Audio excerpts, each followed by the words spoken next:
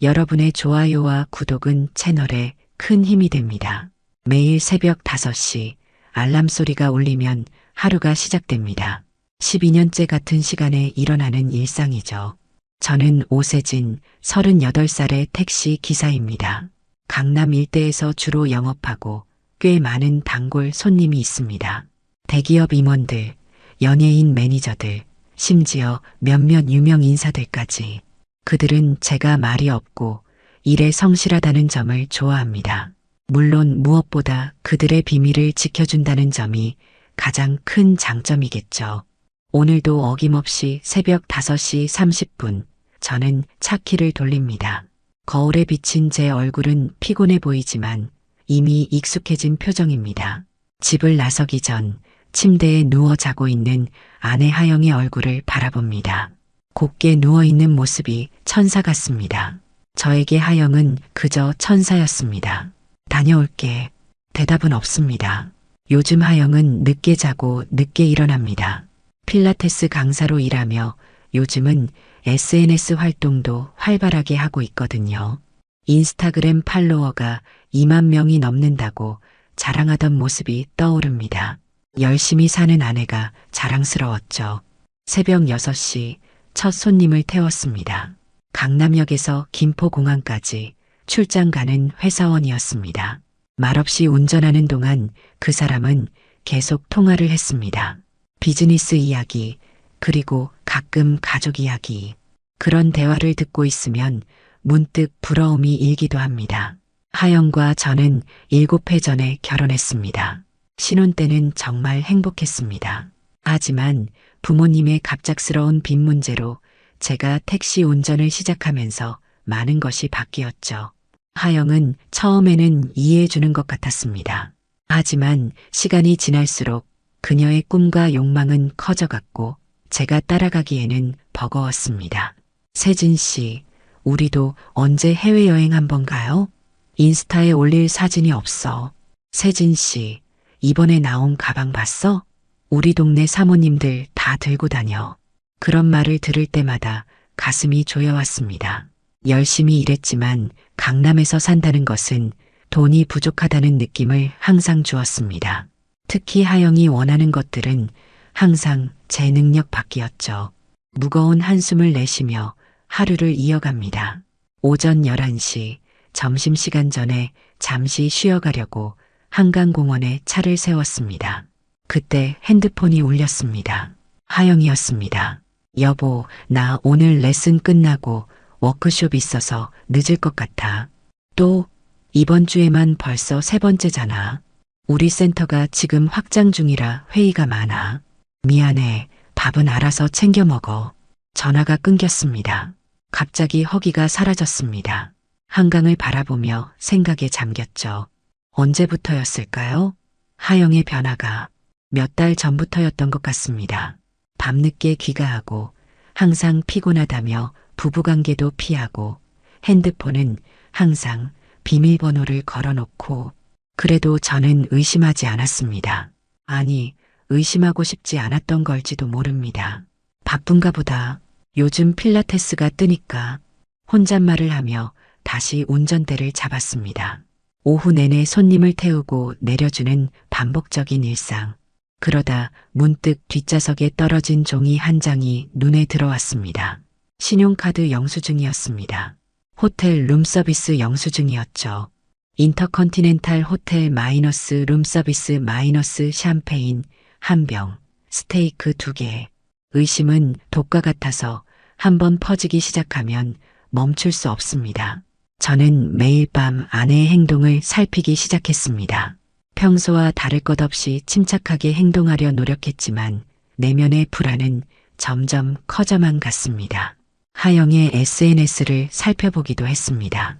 그곳에는 항상 화려한 필라테스 동작들과 세련된 카페, 비싼 음식점에서 찍은 사진들로 가득했습니다. 댓글에는 센스의 일상이 너무 부러워요. 어떻게 항상 완벽해요?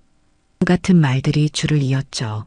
택시를 운전하며 이런저런 생각에 잠겨 있을 때 오랜 단골 손님인 박 사장이 탔습니다. 그는 전직 경찰로 지금은 작은 보안회사를 운영하고 있었습니다. 오세진 씨, 오늘은 왜 이렇게 표정이 어두워? 무슨 일 있어? 평소 말이 없던 제가 오늘따라 한숨을 자주 쉬었나 봅니다. 저도 모르게 말문이 열렸습니다. 아닙니다. 그냥 좀 피곤해서요. 나를 속이려고? 내가 30년 형사 생활했어. 사람 얼굴만 봐도 뭐가 문제인지 알아. 잠시 침묵이 흘렀습니다. 그리고 용기를 내어 물었습니다. 박 사장님 혹시 배우자가 바람피는지 어떻게 알 수 있나요? 박 사장은 잠시 저를 바라보더니 깊은 한숨을 내쉬었습니다.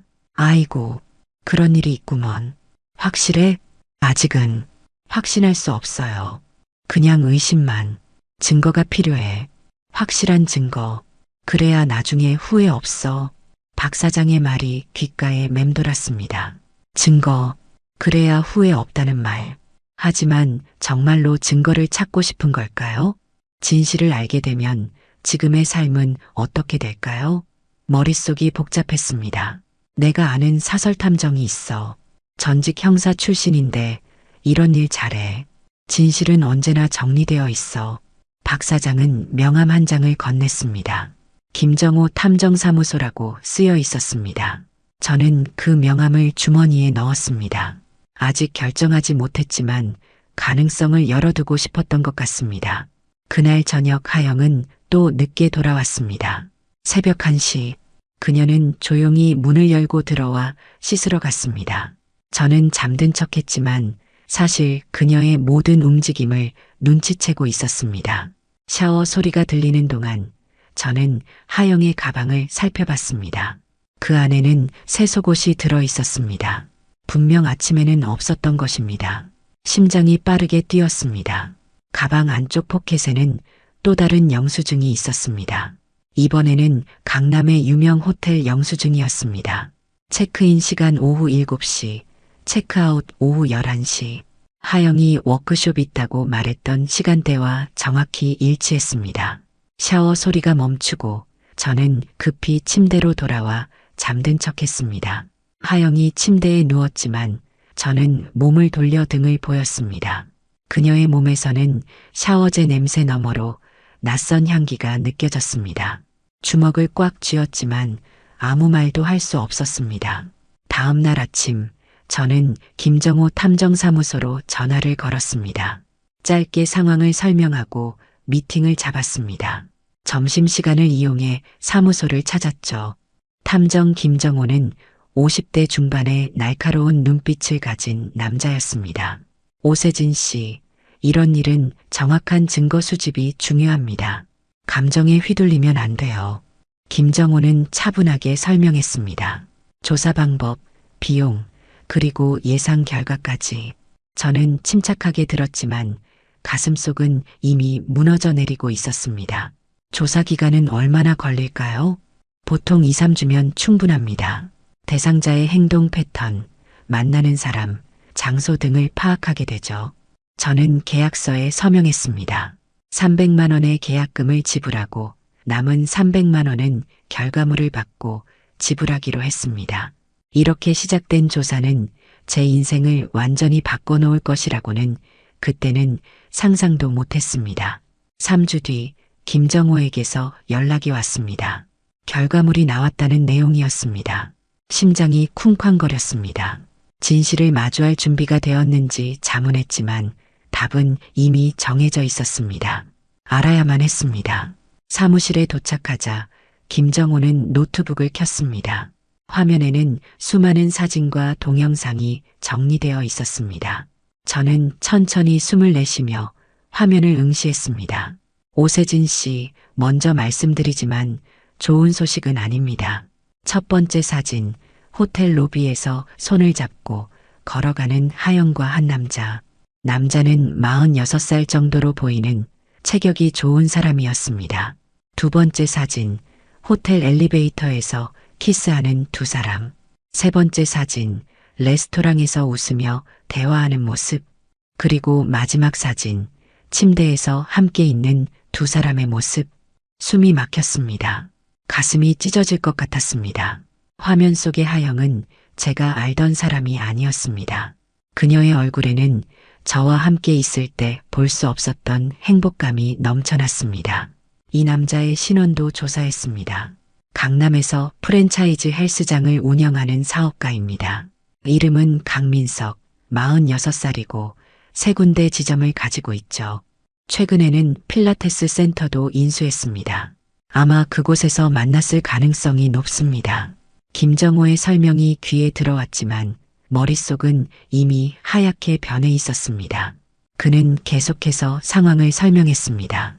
두 사람의 관계는 약 6개월 전부터 시작된 것으로 보입니다. 일주일에 2, 3회 만남을 가지고 주로 호텔이나 강민석의 오피스텔에서 시간을 보냅니다. 6개월. 하영의 행동이 변하기 시작한 것도 그 즈음부터였습니다. 모든 것이 맞아떨어졌습니다. 그리고 이건 좀 심각한 내용입니다. 김정호는 녹음 파일을 하나 틀었습니다. 하영의 목소리가 선명하게 들렸습니다. 세진이는 순둥이라 몰라요. 다 걸려도 제가 맞았다고 하면 끝이에요. 가정폭력 피해자로 위장하면 이혼하고 위자료도 받을 수 있대요. 남자의 웃음소리가 이어졌습니다. 강민석의 목소리였습니다. 영리하네. 그래서 내가 너 좋아하는 거야. 그럼 우리 계획대로 진행하자. 내 남편이 의심하기 시작하면 넌 가정폭력 피해자가 되는 거야. 난 이미 보험을 들어뒀어. 온몸에 피가 거꾸로 솟는 느낌이었습니다. 분노, 배신감, 그리고 무엇보다 깊은 수치심이 밀려왔습니다. 저를 이렇게 우습게 보고 있었다니. 게다가 저를 가정폭력 가해자로 몰아가려는 계획까지 세우고 있었다니. 이런 녹음은 언제 어떻게 한 겁니까? 호텔 객실 옆방을 예약해서 특수 장비로 녹음했습니다. 법적으로는 증거력이 약할 수 있지만 진실을 아는 데는 충분합니다. 김정호는 USB를 건네며 말했습니다. 모든 자료가 여기 들어 있습니다. 사진, 동영상, 녹음 파일, 그리고 미행 보고서까지. 오세진 씨, 이제 어떻게 하실 건가요? 다음 날 새벽 저는 여느 때와 같이 택시 운전을 시작했습니다. 밤새 잠을 이루지 못했지만 일상을 유지하는 것이 중요하다고 생각했습니다. 그리고 무엇보다 시간이 필요했습니다. 생각을 정리하고 앞으로의 계획을 세울 시간. 택시를 운전하며 머릿속으로 수많은 생각이 지나갔습니다. 처음엔 분노가 줄을 잃었습니다. 하영을 직접 찾아가 따지고 싶었고 강민석이란 남자의 얼굴을 한번 보고 싶었습니다. 하지만 곧 냉정함을 되찾았습니다. 감정적으로 행동하면 나중에 후회한다는 김정호의 말이 떠올랐기 때문입니다. 점심시간 변호사인 누나에게 전화를 걸었습니다. 저희 누나 세희는 이혼 전문 변호사로 일하고 있었습니다. 상황을 간략히 설명하고 조언을 구했습니다. 세진아, 당장 집에 블랙박스를 설치해. 내가 가정폭력을 하지 않았다는 증거가 필요해. 그리고 휴대폰과 컴퓨터 백업도 해두고. 누나의 말은 항상 명확했습니다. 감정보다는 실질적인 조치를 중요시하는 사람이었죠. 그리고 이 대화도 녹음해둬. 앞으로 하영이와 나누는 모든 대화를 녹음하는 게 좋아. 가정폭력 누명을 씌우려는 의도가 있다면 내가 직접 증거를 만들어야 해. 누나의 조언대로 그날 오후 제가 일하는 동안 CCTV 설치 업체가 집에 방문했습니다. 거실과 주방, 현관에 작은 카메라를 설치했습니다. 침실은 사생활 보호를 위해 제외했지만 침실 문 바깥쪽에도 하나 설치했습니다. 모든 영상은 클라우드에 자동 저장되도록 설정했죠. 다음으로 휴대폰 백업을 진행했습니다. 하영과의 모든 문자 메시지, 통화 기록, 심지어 공유 앨범의 사진들까지 모두 저장했습니다. 누나가 말한 대로 모든 증거를 확보해야 했습니다. 이어서 재정 상황 정리에 들어갔습니다. 하영 명의로 된 제가 실제로 결제하는 신용카드를 해지했습니다. 공동 명의의 적금 계좌도 해지하고 제 명의로만 새 계좌를 개설했습니다. 월급도 새 계좌로 입금되도록 변경했죠. 마지막으로 하영의 SNS 활동을 모두 캡처했습니다. 그녀가 올린 모든 사진과 글, 그리고 호텔 출입 기록까지 상간소송과 이혼소송을 위한 모든 준비를 마쳤습니다. 그날 저녁 하영이 퇴근 후 집에 돌아왔을 때 저는 평소와 같이 행동했습니다. 말수는 적지만 친절하게 아무것도 모르는 척 여보, 내일 제주도로 출장 가야 할 것 같아. 3일 정도. 하영이 갑자기 말했습니다. 제 심장은 빠르게 뛰었지만 표정은 변하지 않았습니다. 그래, 무슨 출장인데? 필라테스 워크숍이야. 새로운 기술 배우러 가는 거야. 강민석 대표님이 추천해 주셨어. 강민석? 그 이름을 들으니 가슴 한구석이 아팠습니다. 하지만 미소를 지으며 대답했습니다. 그래, 잘 다녀와. 몸 조심하고. 하영은 의아한 듯 저를 바라봤습니다. 평소 같으면 좀 더 걱정하고 질문했을 테니까요. 하지만 곧 자신의 짐을 챙기기 시작했습니다. 저는 침착하게 그녀의 모습을 지켜봤습니다. 이제 모든 것이 명확했습니다. 강민석과 제주도로 여행을 가는 것이었겠죠. 하영이 제주도로 떠난 다음 날 저는 계획을 실행에 옮겼습니다. 먼저 하영의 카드를 모두 정지시켰습니다. 그리고 공동명의 통장의 돈을 제 계좌로 모두 이체했습니다. 마지막으로 누나에게 연락해 법적 절차가 시작되었음을 알렸습니다. 세진아, 이제 되돌릴 수 없어. 확실해? 네, 누나. 확실해요. 이미 모든 증거가 있고 더 이상 미룰 이유가 없습니다. 알았어. 그럼 내가 지금부터 모든 절차를 밟을게. 넌 감정에 휘둘리지 마. 냉정하게 대처해야 해. 통화를 마치고 깊은 숨을 내쉬었습니다. 이제 저는 침착하게 결과를 기다리는 것밖에 할 수 없었습니다. 그날 밤 처음으로 편안하게 잠들 수 있었습니다. 비록 가슴은 아팠지만 최소한 더 이상 속고 있지는 않다는 안도감이 있었기 때문입니다. 다음 날 아침 예상대로 하영에게서 전화가 왔습니다. 목소리가 떨리고 있었습니다. 여보, 왜 카드가 안 되는 거야? 호텔 결제가 안 돼서 난리야. 그래, 어떤 호텔? 잠시 침묵이 흘렀습니다. 하영이 말을 고르는 게 느껴졌습니다. 아, 워크숍 장소인 호텔. 그런데 왜 카드가 안 되는지 모르겠어. 아, 그랬구나. 통장도 확인해봐. 어쩌면 돈이 다 빠져나갔을지도 몰라. 뭐? 무슨 소리야? 하영아, 다 알아. 넌 지금 제주도 호텔에서 강민석이랑 같이 있지? 너희 둘이 나한테 했던 모든 거짓말, 그리고 가정폭력 누명 씌우려던 계획까지. 전화기 너머로 하영의 숨소리가 거칠어졌습니다. 잠시 후 그녀가 작은 목소리로 말했습니다. 무슨 소리야? 난 그런 적 없어. 증거 다 있어. 사진, 동영상, 녹음 파일까지. 지금 상간소송 준비 중이야. 내가 내일 당장 집에 돌아오든 안 오든 상관없어.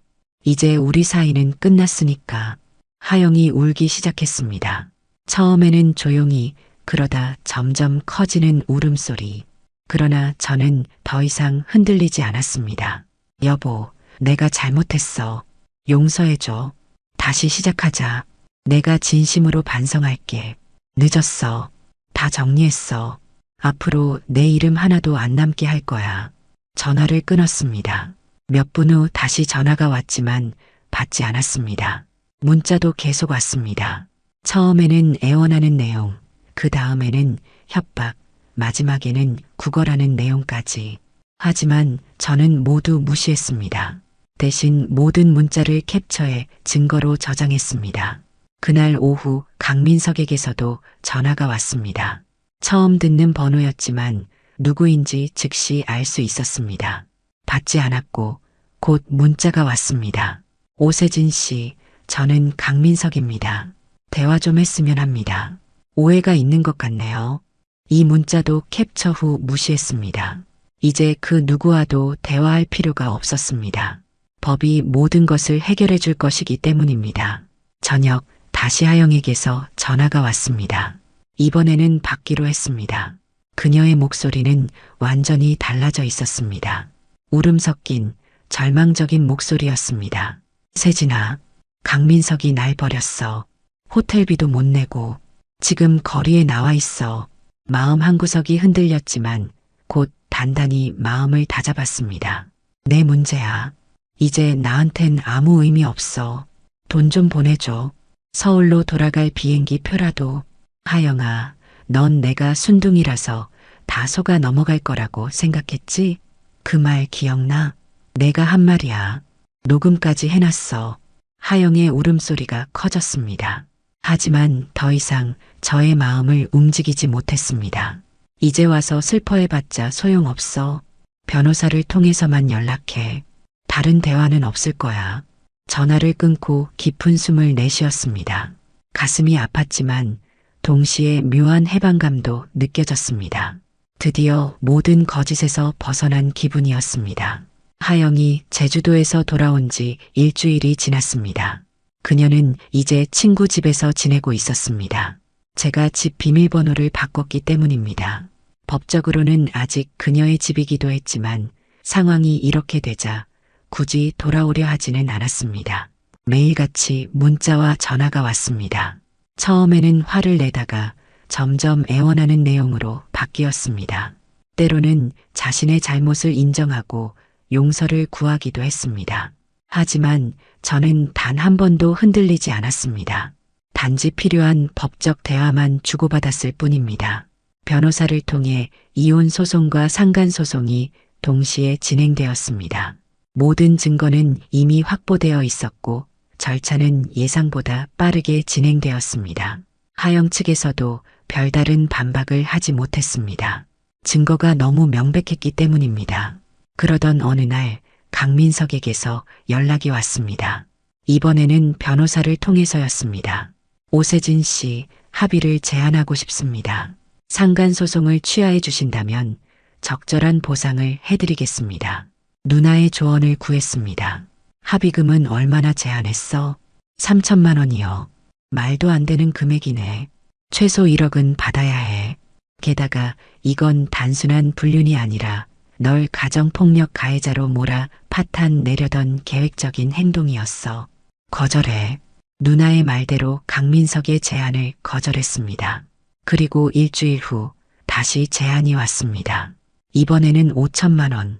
하지만 이것도 거절했습니다. 저는 이미 돈보다 더 중요한 것을 잃었기 때문입니다. 마침내 판결의 날이 왔습니다. 법정은 평소보다 조용했습니다. 하영은 창백한 얼굴로 앉아 있었고 강민석은 여전히 자신감 넘치는 표정이었지만 손은 계속 떨고 있었습니다. 저는 담담하게 판사를 바라보았습니다. 피고인 송하영, 강민석에 대한 원고 오세진의 소송에 대하여 다음과 같이 판결합니다. 판사의 목소리가 법정에 울려 퍼졌습니다. 모든 사실관계가 확인되었고 하영과 강민석의 불륜 관계가 인정되었습니다. 무엇보다 중요한 것은 가정폭력 누명을 씌우려 했던 계획이 명백히 드러났다는 점이었습니다. 원고 측의 소송 요구를 전부 인용합니다. 피고인 송하영과 오세진의 이혼을 승인하며 재산 분할에 있어 송하영의 청구권은 인정하지 않습니다. 하영의 얼굴이 굳어졌습니다. 그녀가 받을 수 있는 위자료나 재산은 전혀 없게 된 것입니다. 오히려 법적 비용을 부담해야 하는 상황이 되었습니다. 또한 피고인 강민석에게 상간죄에 따른 위자료 5천만 원을 원고에게 지불할 것을 명령합니다. 강민석의 표정이 일그러졌습니다. 분명 자신의 돈과 영향력으로 이 상황을 쉽게 빠져나갈 수 있을 거라 생각했을 테지만 증거가 너무 명백했습니다. 재판이 끝나고 법정을 나서는데 누나가 어깨를 두드렸습니다. 잘했어, 세진아. 이게 정의지. 미소를 지었지만 가슴은 여전히 무거웠습니다. 법적으로는 승리했지만 감정적으로는 아직도 회복 중이었기 때문입니다. 하영과의 세월이 그렇게 쉽게 지워질 수는 없었습니다. 법원을 나서는데 하영이 달려와 제 앞을 막아섰습니다.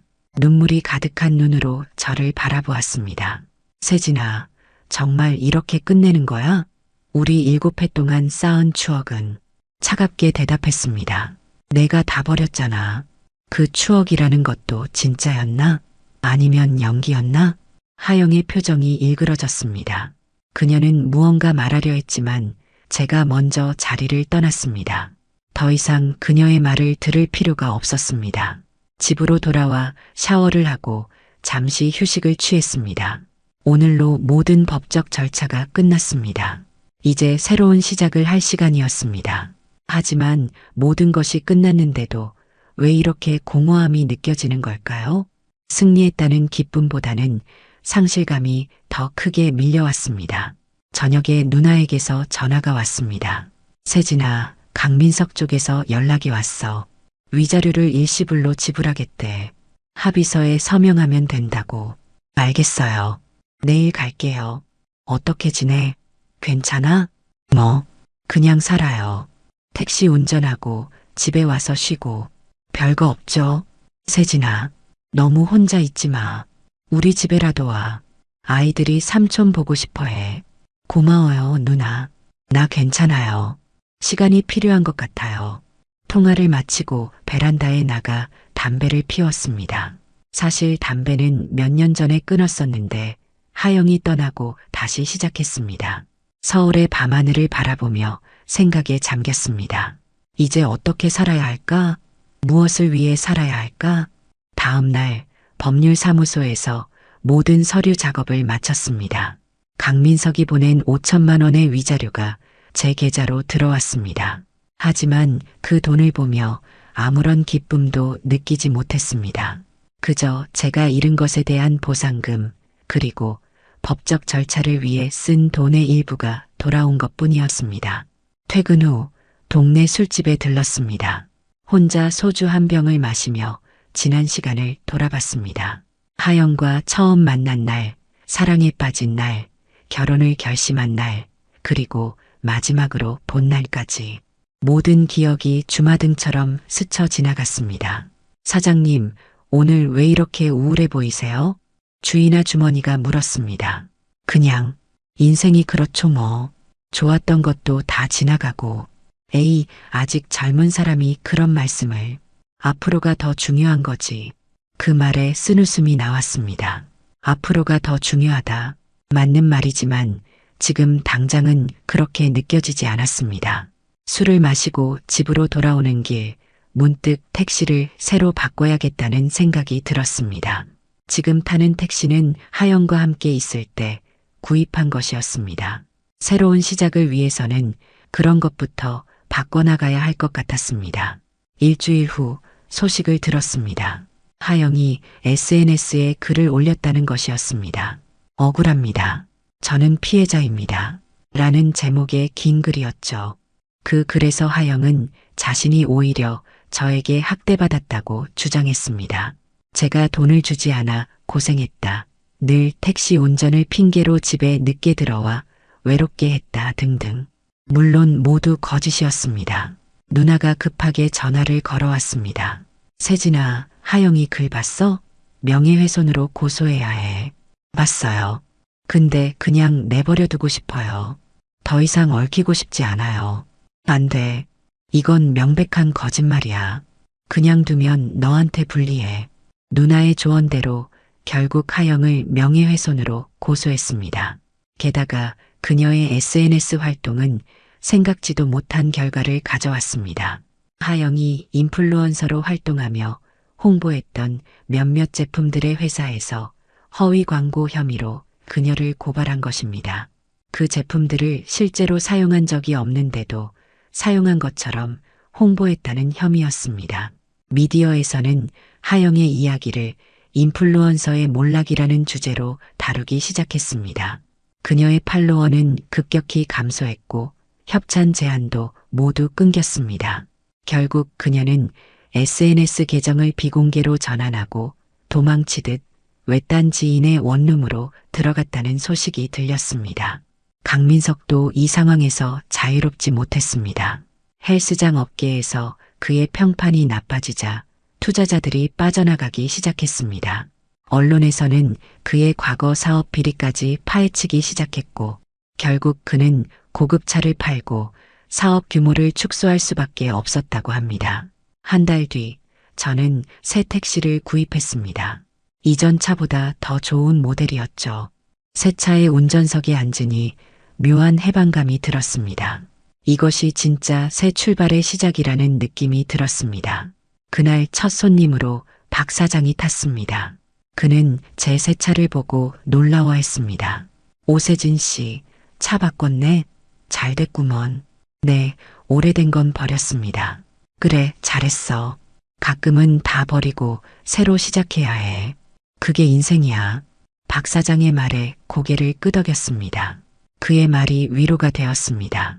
어느 날 저녁 손님을 내려주고 집으로 돌아가던 중 우연히 길가에서 하영을 보았습니다. 그녀는 많이 변해 있었습니다. 화려한 옷차림이 아닌 소박한 옷을 입고 화장기 없는 얼굴로 버스를 기다리고 있었습니다. 잠시 차를 세우고 그녀를 지켜보았습니다. 하지만 이내 발걸음을 돌렸습니다. 이제 더 이상 그녀는 제 삶의 일부가 아니었습니다. 집에 돌아와 샤워를 하고 침대에 누웠습니다. 텔레비전을 켰는데 우연히 강민석이 나오는 뉴스를 보게 되었습니다. 그의 헬스장 체인 중 2곳이 폐업했다는 소식이었습니다. 그리고 그는 사업 실패로 은신하듯 생활하며 지인들 사이에서도 폐기된 인간으로 전락했다는 내용이었습니다. 화면 속의 강민석은 제가 사진으로 봤던 자신감 넘치는 사업가의 모습이 아니었습니다. 초췌하고 지친 모습으로 취재진의 질문에 답변조차 제대로 하지 못하는 모습이었습니다.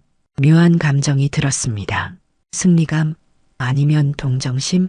아니, 그저 무덤덤함이었습니다. 이미 그는 제 삶과 무관한 인물이 되어버렸으니까요. 잠들기 전 휴대폰을 확인했습니다. 하영에게서 문자가 와 있었습니다. 세진아, 정말 미안해. 이제야 내가 얼마나 큰 잘못을 했는지 깨달았어. 용서해달라는 말도 할 자격이 없지만 그래도 말하고 싶었어.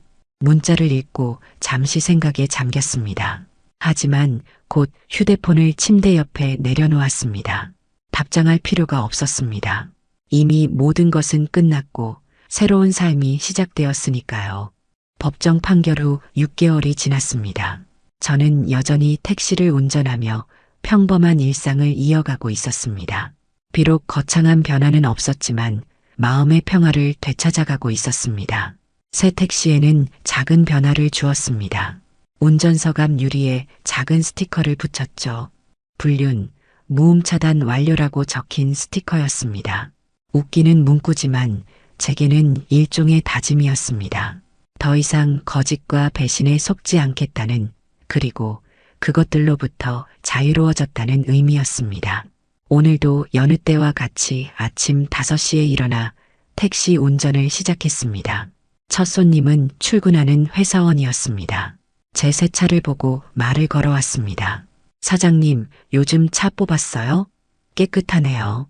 네, 오래된 고장 난 건 버리고 새 걸로요.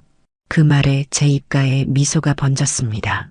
이제는 그런 말을 해도 가슴이 아프지 않았습니다. 오히려 일종의 해악으로 느껴졌죠. 낮에는 잠시 쉬어가며 점심을 먹었습니다. 혼자 식사를 하는 것도 이제는 익숙해졌습니다. 오히려 편안하게 느껴지기도 했죠. 식사를 마치고 나오는데 누나에게서 전화가 왔습니다. 세진아, 하영이 소식 들었어? 제주도로 이사했대. 거기서 요가 강사한다나 뭐라나. 아, 그래요? 잘 됐네요. 너 정말 아무 감정 없어? 한때 사랑했던 사람인데 이제는 그냥 지나간 사람이에요. 좋은 일이든 나쁜 일이든 더 이상 내 감정에 영향을 주지 않아요. 그래, 그게 맞아. 그럼 주말에 우리 집에 와. 애들이 삼촌 보고 싶어 해. 알겠어요. 갈게요. 통화를 마치고 다시 운전을 시작했습니다. 오후에는 강남의 한 회사 임원을 태웠습니다. 그가 운전석과 뒷좌석 사이에 작은 스티커를 보고 웃음을 터뜨렸습니다. 이거 재밌네요. 경험담인가요? 보통 같으면 그냥 웃고 넘겼을 텐데 오늘따라 이야기하고 싶은 기분이 들었습니다. 네, 일종의 자기 다짐이에요.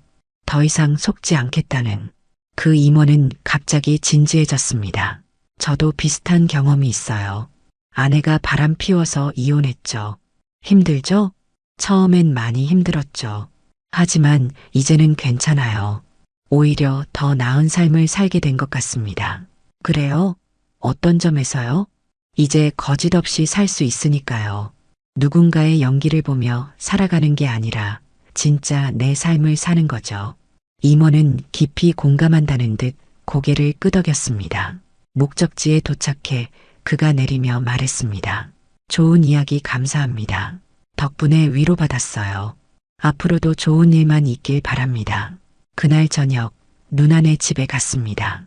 오랜만에 가족들과 함께하는 시간이었습니다. 조카들은 제가 오자 반갑게 달려와 안겼습니다. 저녁 식사를 하며 이런저런 이야기를 나눴습니다. 모처럼 웃음이 가득한 시간이었습니다. 세진아, 너 많이 달라졌다. 누나가 문득 말했습니다. 뭐가요? 표정이. 전에는 항상 무거워 보였는데 이제는 훨씬 밝아 보여. 그래요? 나도 모르게 그렇게 된 것 같네요. 그게 자유야. 내가 진짜 원하는 대로 살기 시작했으니까. 누나의 말에 깊이 생각해 봤습니다. 맞는 말이었습니다. 저는 이제 누구의 눈치도 보지 않고 거짓 없이 제 삶을 살고 있었습니다. 비록 화려하지는 않지만 진실된 삶이었습니다. 집으로 돌아오는 길, 문득 새로운 차를 한 대 더 구입해 사업을 확장하는 건 어떨까 하는 생각이 들었습니다. 그동안 모아둔 돈과 위자료로 받은 5천만 원이면 충분히 가능한 일이었습니다. 새로운 목표가 생기니 가슴이 설레기 시작했습니다. 집에 도착해 샤워를 하고 침대에 누웠습니다. 창밖으로 서울의 밤하늘이 보였습니다. 별은 많지 않았지만 그래도 몇 개의 밝은 별이 빛나고 있었습니다. 그 별들처럼 제 삶도 조금씩 빛을 찾아가고 있다는 느낌이 들었습니다. 불륜, 무음 차단 완료. 스티커에 적힌 문구를 중얼거리며 웃음이 나왔습니다. 그래, 이제 정말 모든 것이 차단되었습니다. 과거의 아픔도, 배신감도, 그리고 분노도. 이제는 오로지 앞으로 나아갈 일만 남았습니다. 새로운 삶, 새로운 목표, 그리고 언젠가는 새로운 사랑까지. 눈을 감으며 생각했습니다. 처음에는 모든 것을 잃은 것 같았지만 사실은 더 중요한 것을 찾았습니다. 바로 진짜 저 자신이었습니다. 더 이상 누군가에게 맞추려 하지 않고 저 자신을 위해 살아가는 법을 배운 것이죠. 그리고 그것이야말로 진정한 승리였습니다. 이야기가 재미있으셨나요? 좋아요와 구독으로 응원해 주시면 더 많은 감동적인 이야기로 찾아뵙겠습니다. 여러분의 작은 관심이 저에게는 큰 힘이 됩니다. 감사합니다.